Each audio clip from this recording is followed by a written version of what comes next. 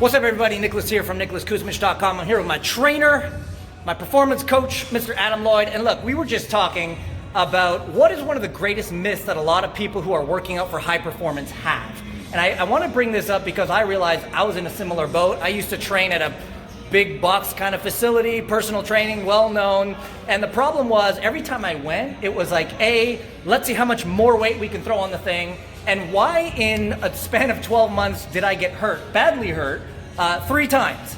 And it was because one of the things that we're talking about. So like, what is one of the number one misconceptions that people have when it comes to training high performance and especially working out? Yeah, I think one of the biggest things is the overtraining. So overtraining can be either volume or doing the same things incorrectly. Right. Overtraining on the wrong exercises. Right. The incorrect exercises for an individual. So a deadlift can be great or bad for the same individual, great or bad for a different individual. It depends on that individual. Right. It depends on how much they're doing. So often we hear, you've got to kill yourself every workout. You should leave feeling exhausted. We want to break your personal best every time. Right, and so we want to leave the effort on the table. We want to give effort, but sometimes it's on recovery. Sometimes it's just on focusing and dialing into form, really owning positions before leveling up and trying to get more weight. So just because the numbers are going up on the bar, that doesn't mean we're getting stronger. If we're compensating a lot, overtraining, doing the wrong stuff, we're getting weaker. And if we're always operating in the red zone, this is what happens to a lot of athletes, a lot of individuals, and different athletes from different sports. But if they are operating in the red zone, they'll feel like they're getting a lot out of it, but they're not going to recover, and they're going to constantly see this until an injury happens. And that's very common. You know, we were talking about that today, because actually today, just now, I lifted the heaviest on most of my exercises. Yeah.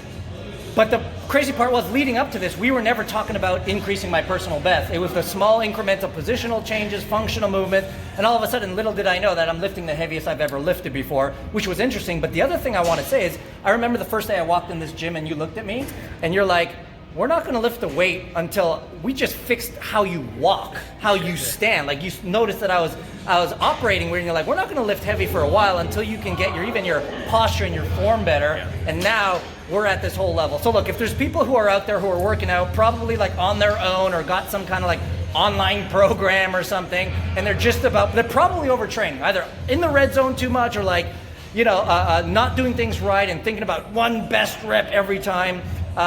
How can they maybe reach out to you to start working out properly and better? What's the best next steps for that? Yeah, best way is to contact myself. If you jump on our website, www.alptraininginstitute.com, there's a contact us section, or you can email at info@alptraininginstitute.com.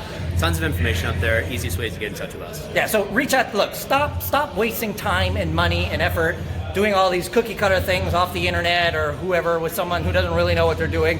If you want to achieve a whole nother level of success and actually get progress, man, I spend my time, energy, money, and effort here. I think you should too. It'd be well worth your time. Reach out to Adam, see if it's a good fit, and we'll talk again real soon.